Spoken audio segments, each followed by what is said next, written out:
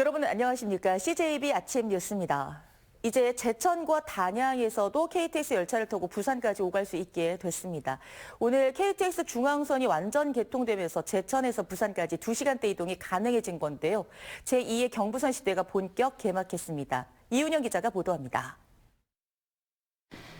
단양 도담역에서 경북 영천역까지 KTX 이음열차 시험 운행이 한창입니다. 도담에서 영천까지 145km 철도 복선화 사업이 2015년 공사가 시작된 지 9년 만에야 완공된 겁니다. 이로써 국토를 남북으로 종단하는 중앙선 KTX가 오늘부터 완전 개통에 들어갑니다. 서울 청량리를 출발해 제천 단양을 지나 안동, 대구, 울산을 거쳐 부산 부전역까지 총 길이 332km 전 구간 운행이 본격 시작됩니다. 서울과 부산을 연결하는 제2의 경부선 시대가 열린 셈입니다. 지금까지는 경부선 연변에 있는 지역들이 서로 단절돼 있었다 하면은 고속철도망으로 연결됨으로 인해 가지고 지역 경제 발전과 관광 활성화에 결정적인 역할을 할 것으로 판단됩니다. 이로써 제천을 기준으로 부산까지 4시간 30분이나 걸리던 운행 시간이 2시간대로 절반 가까이 단축됐습니다. 부산까지 여행 갈 일 있을 때도 가까워서 당일치기로도 좋고, 근데 훨씬 더 가까워지니까 여러 가지로 더 좋고 편리할 것 같아요.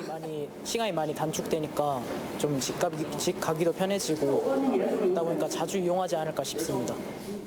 제천역에는 하루 왕복 3회, 단양역은 왕복 2회 정차하게 됩니다. 이번 KTX 중앙선의 완전 개통으로 제천에서 부산까지 불과 2시간대의 이동이 가능해지면서 내륙 관광 1일 생활권 시대가 가시화될 전망입니다. 또한 최근 충주 수안보에서 이천 간 중부 내륙철도 개통에 이어 이번 중앙선 전 구간 개통으로 그동안 소외됐던 충북 북부권 교통 불편 해소와 경제 활성화에도 큰 몫을 할 것으로 기대됩니다. CJB 이윤영입니다. 충청권 광역시도가 뭉치는 충청광역연합 출범으로 충청권 공동 발전에 대한 기대감이 높은데요. 하지만 대전, 충남이 완전한 행정구역 통합을 선언하면서 충청연합의 동력이 약화될 수 있다는 우려가 나오고 있습니다. 전국 시도들의 행정통합 움직임과 함께 전북과 강원 등 특별자치단체로 출범도 잇따르면서 3% 경제, 충북의 고민도 깊어지고 있습니다. 조윤관 기자입니다. 지난달 대전과 충남이 2026년 지방선거 전 행정구역 통합을 선언했습니다. 우선 충남 대전만 통합하더라도 상당히 큰 시너지 효과가 있을 것이고 충청광역연합 출범을 앞둔 시점에서 나온 통합 선언에 대해 충청북도는 엿새 만에 첫 반응을 내놨습니다. 대승적 차원에서 환영한다면서도 광역연합 안착이 우선이라며 선을 그었습니다. 광역연합을 완성하는 단계적, 과도적 통합으로 보고 우리는 환영합니다. 부산과 경남, 대구와 경북도 지방 소멸과 수도권 일극체제 대응 방안으로 행정구역 통합 추진을 선택했습니다. 적극적으로 중앙정부가 이번 기회에 대한민국 국가경영 패러다임을 바꾸도록 유도해내겠습니다. 원래 한 뿌리였던 시도들 간의 재통합 움직임과 함께 타 지자체와의 경쟁 우위를 확보하기 위한 특별자치단체 출범도 잇따르고 있습니다. 세종특별자치시에 이어 제주와 강원, 지난 1월에는 전북특별자치도가 출범했습니다. 전남도 뒤처질 수 없다며 국회 세미나를 여는 등 특별자치도 설치에 시동을 걸었습니다. 전국 17개 시도 중 6개 시도가 통합을, 5개 시도는 특별자치단체로 출범하거나 추진하고 있습니다. 행정구역 통합 논의에서도 독자적인 특별자치단체 출범에서도 소외된 충북이 자칫 고립될 수 있다는 위기감이 높아지고 있습니다. 다른 데는 통합을 하는데 우리만 하기가 좀 어렵지 않습니까? 그래서 해야 되는 게 충청광역연합이라든지 이런 틀이 있으니 사활을 걸어야 되지 않을까 싶은 생각이 듭니다. 인구나 경제 규모 모두 3%대에 머물고 있는 충북의 유상 약화를 막고 경쟁력을 확보하기 위한 대응책 마련이 절실해지고 있습니다. CJB 조윤광입니다. 탄핵 전국 속에 올해 청주시 의회 예산안 심사가 진통에 진통을 거듭하고 있습니다. 특히 이범석 시장의 역점 사업인 꿀잼 관련 예산과 공약 사업 상당수가 상임위 심사 과정에서 제동이 걸렸고 예결위에서 가까스로 되살려 본회의로 넘어갔습니다. 홍우표 기자입니다. 청주시의회 예산결산특별위원회가 내년 예산안에 대한 마지막 심사를 진행하고 있습니다. 올해 예결위의 심사 결과가 특히 주목을 받은 이유는 대통령 탄핵 전국 속에 공교롭게 이범석 시장의 주요 사업 예산이 해당 상임위에서 삭감돼 넘어왔기 때문입니다.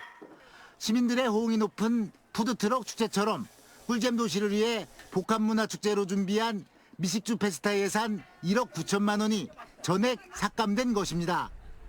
프로축구 청주FC의 추가 예산 지원을 위한 10억 원도 상임위에서 제동이 걸렸습니다.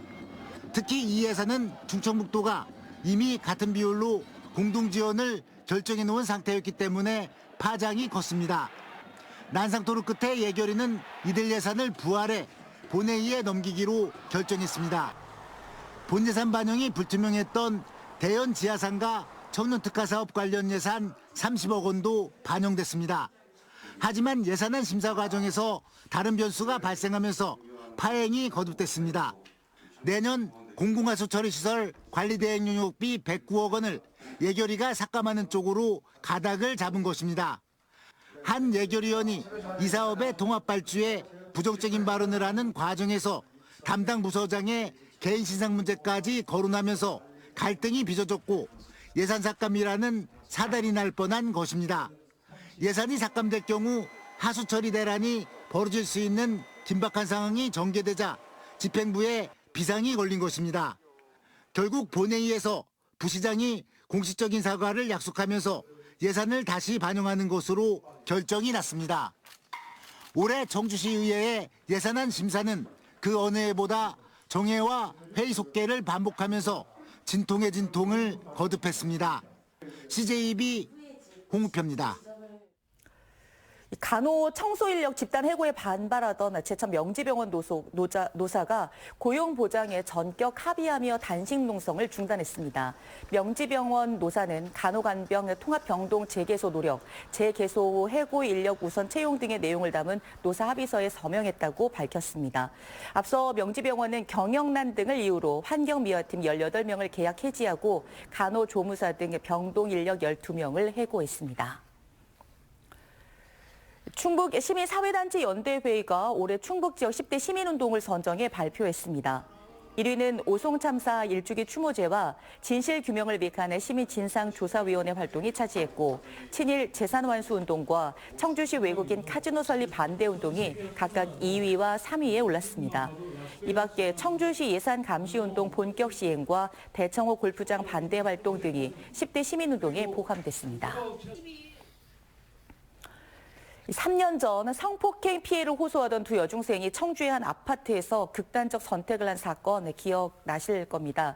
당시 성폭력 고소장이 접수된 뒤 가해자인 의붓 아버지를 구속하는데 석 달 넘게 걸렸고 그 사이에 두 여중생은 스스로 생을 마감했는데요.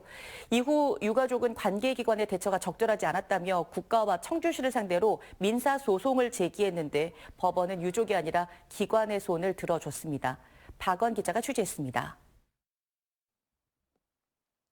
지난 2021년 5월 청주시 오창읍의 한 아파트에서 여중생 2명이 스스로 목숨을 끊었습니다. 두 여중생 가운데 A양의 의붓아버지에게 성폭행을 당했기 때문인데 이 사건으로 당시 사회적 공분이 크게 일었습니다. 의붓아버지의 파렴치한 범행과 이와 관련한 수사기관이나 행정당국의 소극적 대응이 도마에 오른 겁니다.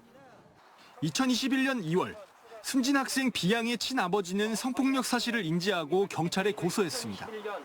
이후 경찰이 가해자에 대해 3차례 구속영장을 신청했지만 검찰은 매번 보완 수사가 필요하다며 영장을 반려하거나 기각했습니다. 결국 수사가 늦어지면서 두 여중생은 극심한 고통을 호소하다 생을 마감했습니다. 이후 B양의 유족은 경찰과 검찰, 청주시 모두 적절한 조치를 취하지 않아 두 여중생이 극단적 선택을 했다며 지난해 이들을 상대로 민사소송을 냈습니다. 하지만 법원은 원고의 청구를 기각하고 국가와 청주시에 손을 들었습니다. 재판부는 경찰과 검찰의 수사는 당시 직면한 상황에서 대부분 최선의 노력을 다했던 것으로 판단되고 청주시 공무원도 분리조치 의사를 물어 직무상 의무를 위반한 것으로 보기 어렵다고 설명했습니다. 비양의 유족은 곧장 반발했습니다. 행정사법기관이 할 일을 다했다는 판결은 도저히 이해할 수 없다며 억울함을 표출했습니다. 저희 딸에 대한 증거를 차고 넘친다는 표현까지 썼는데 그러면은 왜 영장이 3번이나 반려된지 그리고 반려 사유가 저희 딸에 대한 거는 하나도 없잖아요. 비양의 친아버지는 법정에서 정의로운 판결을 원했는데 라는 말을 남기고 재판장 밖으로 나갔는데 즉각 판결에 불복한다며 항소 의지를 밝혔습니다. CJB 박원입니다. 충청북도가 국민권익위원회의 공공기관의 종합청렴도 평가에서 최하위 등급을 받았습니다. 이번 평가는 중앙행정기관과 지방자치단체 등 716개 공공기관을 대상으로 진행된 가운데 충청북도는 전국 17개 광역자치단체 중 가장 낮은 5등급을 기록했습니다.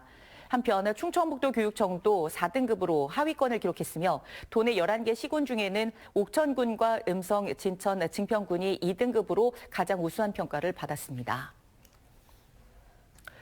충북 지역 기업이 지난해 경영 상태가 전반적으로 악화됐다는 분석 결과가 나왔습니다. 한국은행 충북본부가 충북에 본사를 둔 비금융 영리법인 27,675곳의 국세청 법인세 신고 자료를 분석한 결과 기업의 성장성 관련 지표인 매출액 증가율이 2022년 13.7%에서 0.9%로 전환했습니다. 마이너스 전환은 2015년 관련 통계 집계 이후 처음입니다. 수익성과 관련해선 매출액 영업이익률이 4.7%에서 3.5%, 매출액 세전 순이익률은 4.6%에서 3.1%로 낮아지는 등 경영 상황이 악화된 것으로 나타났습니다. 네, CJB 아침 종합 뉴스를 마치겠습니다. 고맙습니다.